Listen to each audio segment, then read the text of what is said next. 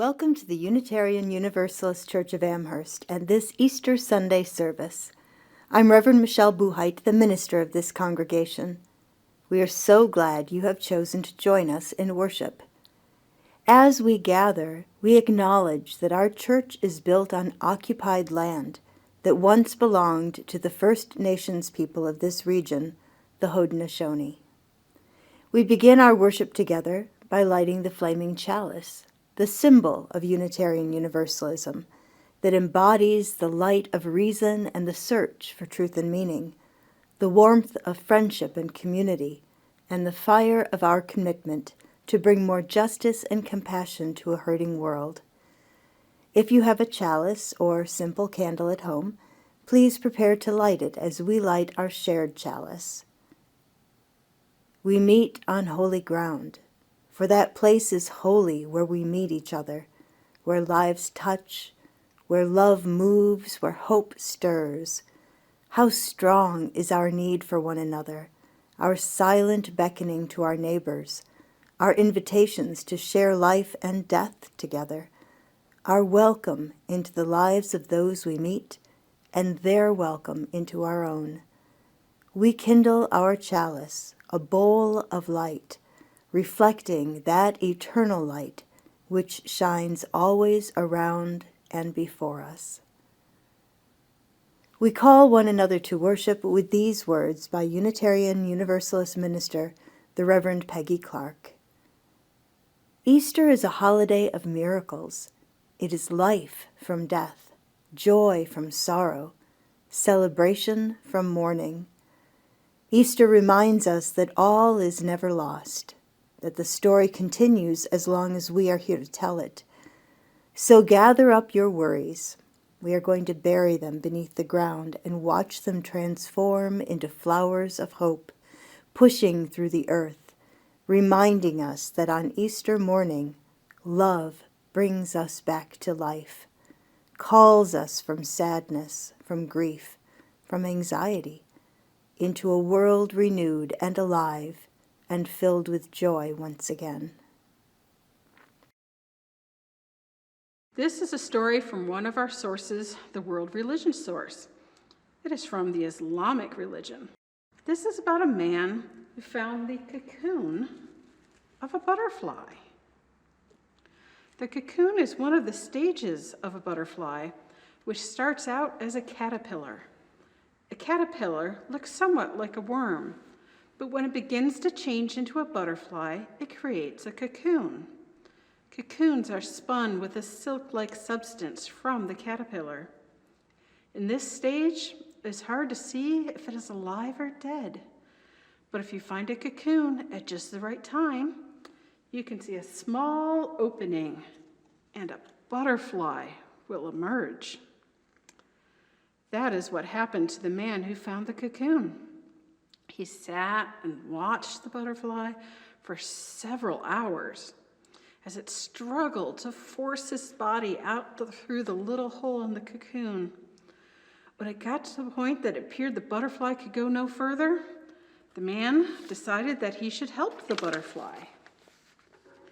He took out a pair of scissors from his backpack, and he snipped off the remaining bit of the cocoon, and the butterfly emerged easily, but had a swollen body and a small, shriveled wings.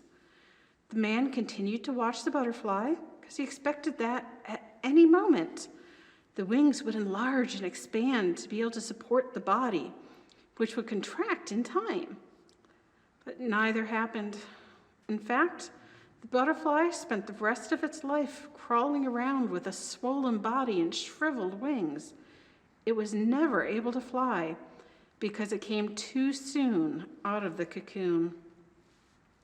What the man in his kindness and haste did not understand was that the restricting cocoon and the struggle required for the butterfly to get through the tiny opening were Allah's way of forcing fluid from the body of the butterfly into its wings so that it would be ready for flight once it achieved its freedom from the cocoon.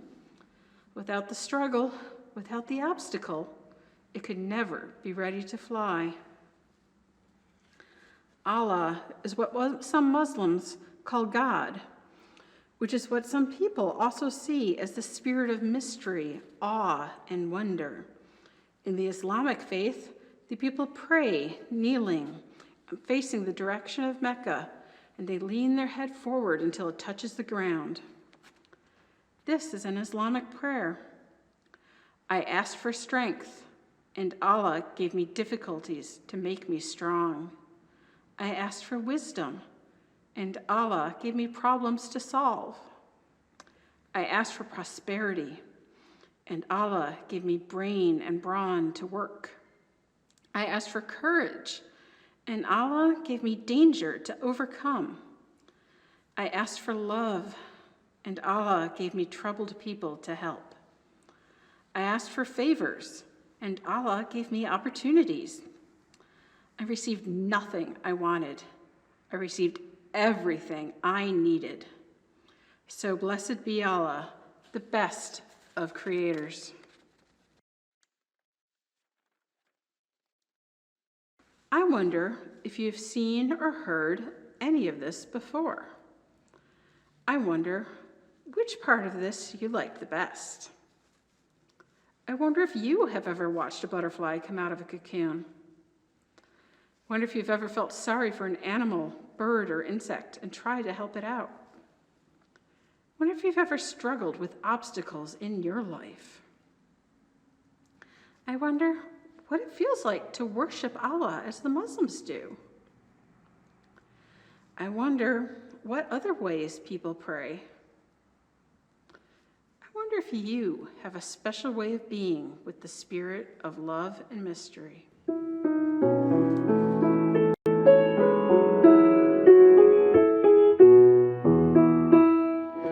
In the bulb there is a flower, in the seed an apple tree, in cocoons a hidden promise, butterflies will soon be free.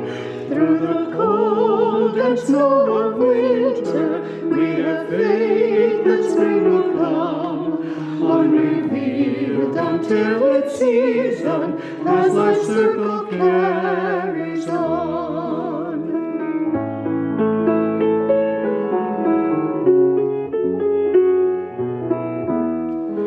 There's a song for every silent, seeking word and melody. There's a past for every future, where it leads is mystery. There's a light for every darkness, and for every night a dawn, unrevealed until its season, as life's circle carries on.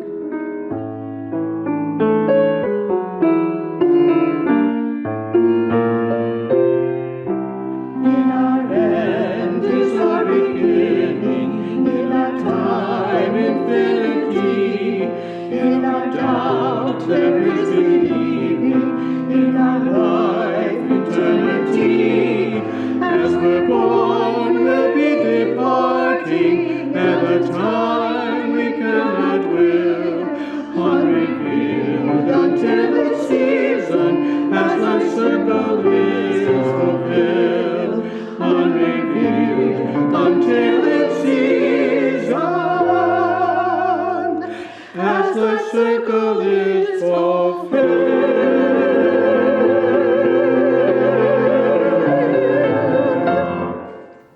The Gospel of Mary, chapter 6. Peter said to Mary, "Sister, we know that the Savior loved you more than the rest of the women. Tell us the words of the Savior which you remember, which you know, and we do not, nor have we heard them."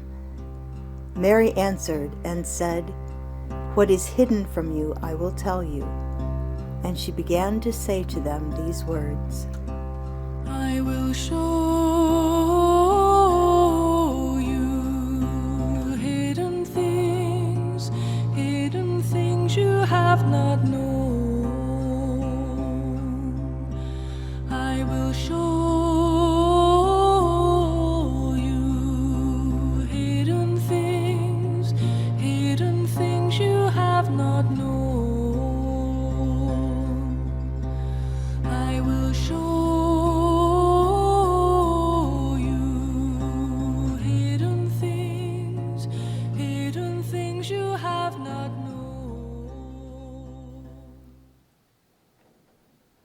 Indeed, there are hidden things we have not known, and those things we think we have known, but our knowledge is partial, incomplete, offered in a simplification of universal truths.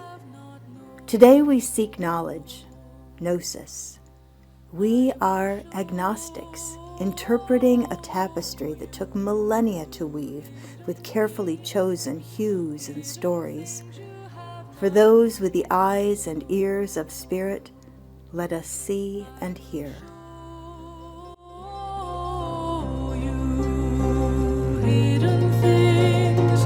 Hidden things you have not known. I will show you hidden things you have not known. I will show you hidden things you have not known. What did Mary share with the other disciples, both men and women? What wisdom did she alone have, and how was it transmitted to her? And what new light do we bring to our faith with these mysteries uncovered? Many of us have received just one story among many to represent the life, teachings, death, and resurrection of Jesus, called the Christ. Last week we explored some of these alternate Christianities, discovering new insights and meanings, some opening new doors and possibilities, while others may have been unsettling. If we as Unitarian Universalists are to find relevance for ourselves in the Easter moment, we must be willing to open that which has been slammed shut and locked away within ourselves and within the traditions we have inherited. We must approach this new material and new perspective with open minds and hearts, being true to what we claim to be. Easter is tricky for Unitarian Universalists. As I mentioned last week, although our heritage is Christian, and many of us are come-inners from Christian backgrounds, the desire to celebrate Easter is complicated by an allergic reaction to a magical Jesus and the resurrection. Today we will attempt to reconcile our various understandings and expectations for this holiday and our place in it. We will rise above our status as the ABC Church, anything but Christianity, and reclaim a story that is more powerful than our more orthodox siblings could imagine. As is often the case, we have so much to learn and so much to unlearn. I invite you to suspend for this hour your disbelief and let the gospel story live in the 21st century. At no point will you be asked to believe in miracles or set aside your reason. I simply request that you open your minds to perspectives that may be new to you, even if they challenge tightly held assumptions. I also note that the Bible is not and was never intended to be a historical document. It is not an eyewitness account of literal events. The purpose of the stories of the Bible is to describe people, brilliant, flawed, painfully human, and their journey toward wholeness. We are meant to find ourselves in these stories and to confront our own actions and assumptions. I have to say, I don't have to do this. I could do a fluffy sermon about the coming of spring or mildly ridicule those who believe that death has been defeated. But frankly, we are smarter and kinder than that. There is no need to belittle another's faith to make our own seem like the more reasoned approach. We can engage the texts with fresh eyes and open hearts. Let's begin with the account found in the Gospel of John, chapter 20. On the first day of the week, early in the morning, while it was still dark, Mary of Magdala went to the tomb and saw that the stone had been removed. So she came running to Simon Peter and to that other disciple whom Jesus loved, and said to them, "They have taken away the Master out of the tomb, and we do not know where they have laid him." So Peter started off with that other disciple, and they went to the tomb. The two began running together, but the other disciple ran faster than Peter and reached the tomb first. Stooping down, he saw the linen wrappings lying there, but did not go in. Presently Simon Peter came following behind him and went into the tomb, and he looked at the linen wrappings lying there, and the cloth which had been on Jesus' head, not lying with the wrappings, but rolled up on one side, separately. Then the other disciple, who had reached the tomb first, went inside too, and he saw for himself and believed. For they did not then understand the writing which says that Jesus must rise again from the dead. The disciples then returned to their companions. Meanwhile, Mary was standing close outside the tomb, weeping. Still weeping, she leaned forward into the tomb and saw 2 angels clothed in white sitting there, where the body of Jesus had been lying, one where the head and the other where the feet had been. "Why are you weeping?" asked the angels. "They have taken my Master away," she answered, "and I do not know where they have laid him." After saying this, she turned around and looked at Jesus standing there, but she did not know that it was Jesus. "Why are you weeping? Whom are you seeking?" he asked. Supposing him to be the gardener, Mary answered, "If it was you, sir, who carried him away, tell me where you have laid him, and I will take him away myself." "Mary," said Jesus. She turned around and exclaimed in Hebrew, "Rabboni," which is to say, "Teacher." It is notable that in this gospel account, Mary Magdalene goes to the gravesite alone. She goes because it is her prerogative to do so as Jesus' companion and partner, koinonos in the Greek. Mary is not the biblical repentant prostitute, a lie that was nearly 1,400 years in correcting, but the apostle that Jesus loved the most. In the Gospel of Philip we read, "The companion, koinonos, of the Son is Miriam of Magdala. The teacher loved her more than all the disciples. He often kissed her on the mouth." Mary and Jesus shared a special relationship, a relationship that was suppressed in Orthodox Christianity. They were kindred spirits, kindred hearts. For those of us who are fortunate enough to find a true companion, we understand the wordless communication, finishing one another's sentences or simultaneously speaking the same words.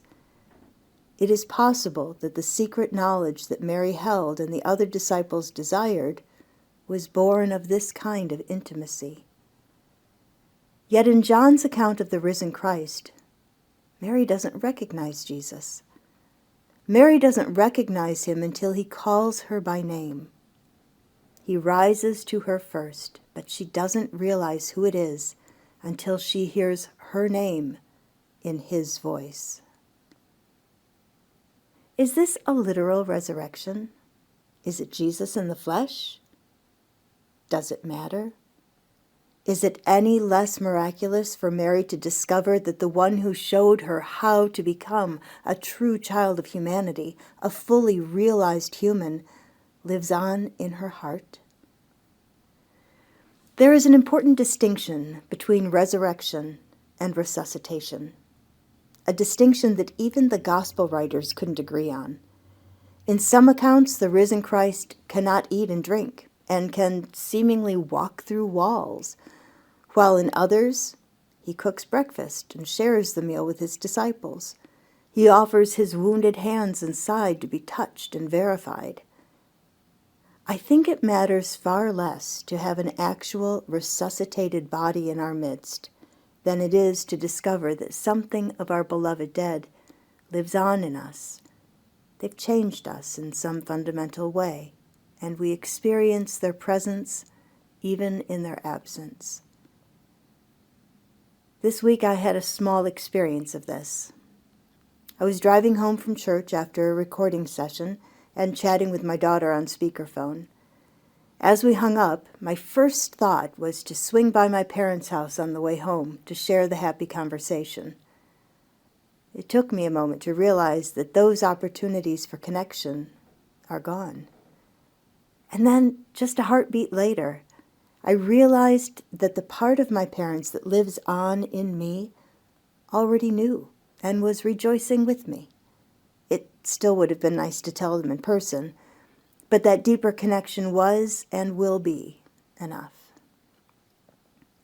Let's return for a moment to the garden tomb, to the moment when Mary recognizes the voice of Christ. Whether that is an inner or outer voice is less important than is Mary's ability to hear it, her openness and receptivity. When she recognizes the voice, Christ says something that has been misconstrued for centuries, solidifying Mary's identification as the penitent prostitute. He says, "Noli me tangere," which is Latin for "do not touch me." That moment has been immortalized by artists throughout the ages, most notable being by the Italian Renaissance artist Correggio. In the painting, Mary is kneeling at Christ's feet, and he has his hand out to ward her off. The traditional interpretation of that moment is that Mary is too impure to touch Christ, that her tainted touch will somehow mess up his ability to ascend to heaven. Let me offer a slightly different translation for noli me tangere. Do not hold on to me. We are about to enter a theological hard hat zone, so listen carefully. This will firmly place the idea of a resuscitated Christ in the rearview mirror and will blow open the meaning of resurrection. Do not hold on to me. Do not cling to your idea of me. By his life and his teachings, and indeed by his death, Christ demonstrates a spiritual path of self-emptying love. The Greek word for that is kenosis. The kenotic path is all about disengaging our egoic operating system, and in the words of Megan Watterson, upgrading consciousness by descending into the heart. Egoic desire or craving thinks that the soul belongs to it, and because of this, the ego cannot recognize the soul. It has always haunted me when the soul says in the Gospel of Mary, chapter 9, "I saw you, you did not see me." The soul can see the ego, but the ego can't recognize the soul. You mistook the garment I wore for my true self, and you did not recognize me. The soul is saying here to the ego's desire, I am not this body, not essentially. I am what exists before the body and after. But if you are only focusing on the body, on the egoic garment that I am wearing as a soul, you will not recognize me. Whew, that is a lot to take in. Let's pause and breathe with a musical interlude. Now the green blade rises from the buried grain. Wheat that in dark earth many days has lain. Love lives again, that with the dead has been. Love is come again, like wheat that springeth green.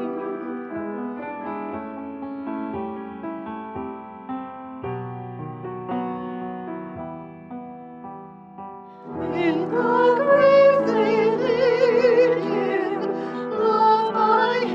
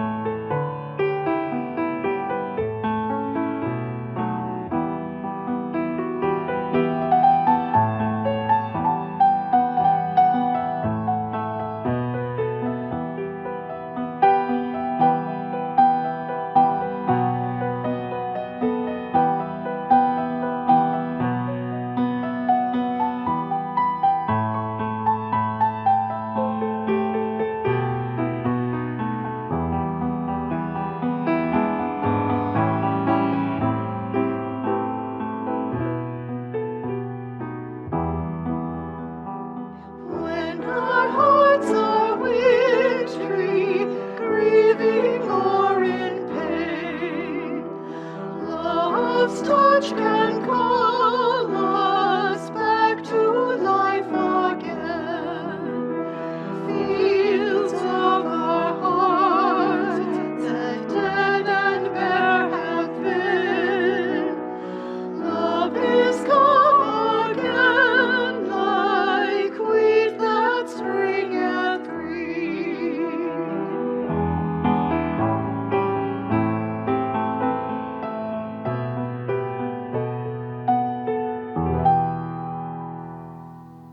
Love lives again, that with the dead has been.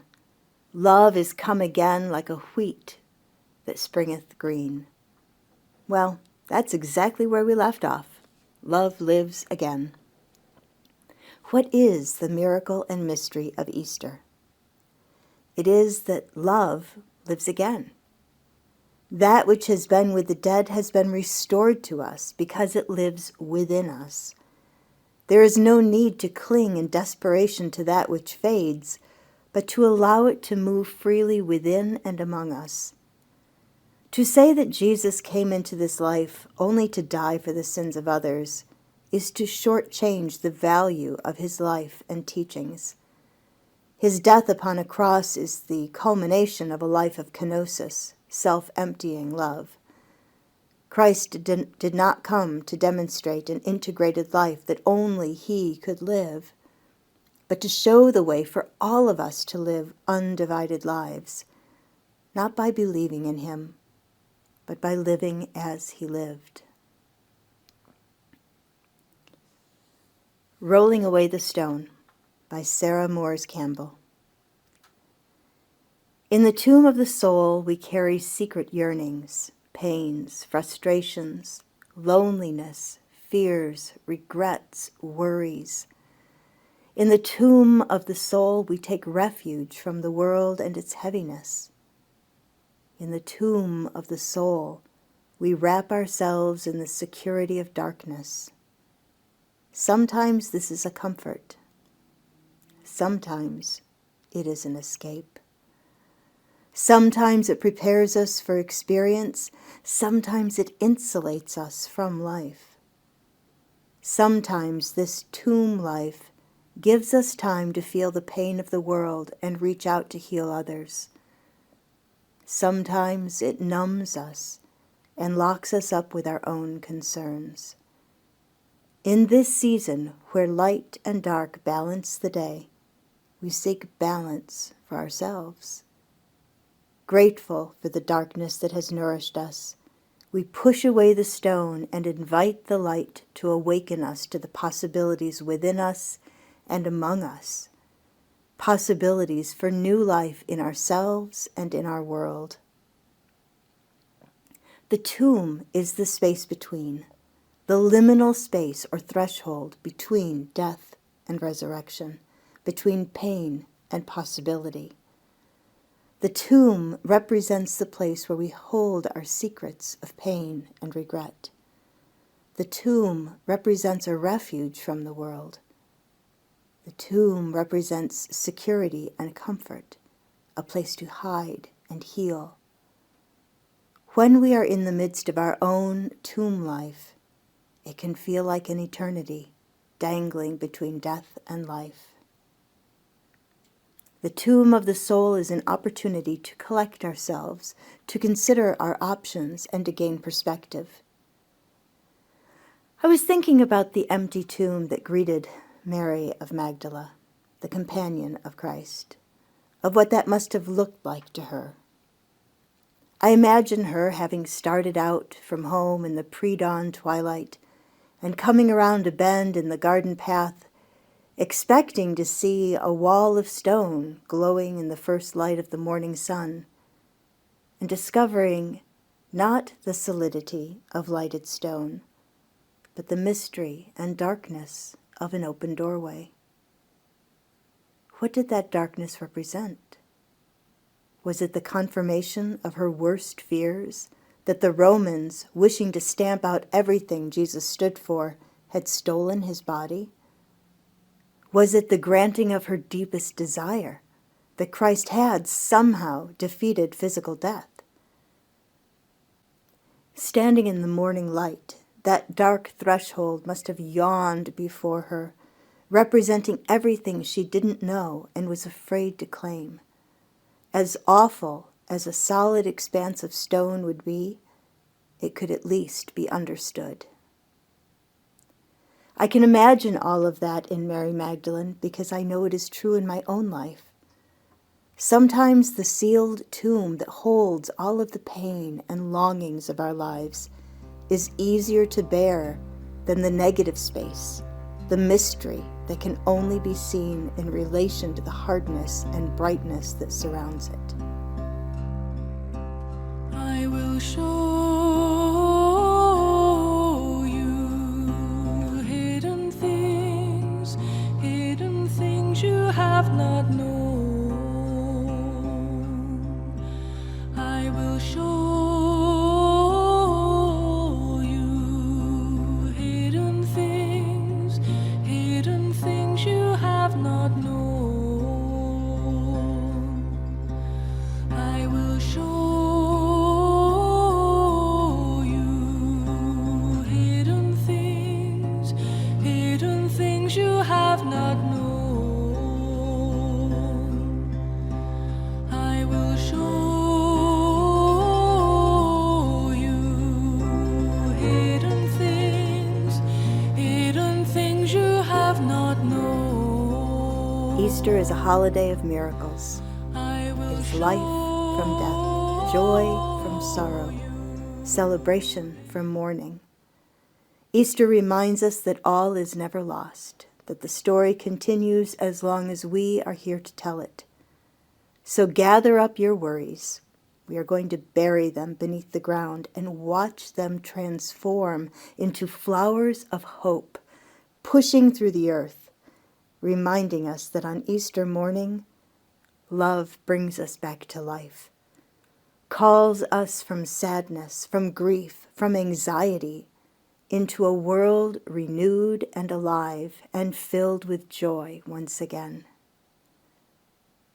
This is the Easter moment, the resurrection of hope, of life, the rolling away of the stone that has kept us entombed. Like Mary, we can hear our names spoken in love's voice, the universal love that lives within us, that calls us to live undivided lives. Love is calling us back to life. Prepare ye the way of the Lord. Prepare ye the way of the Lord.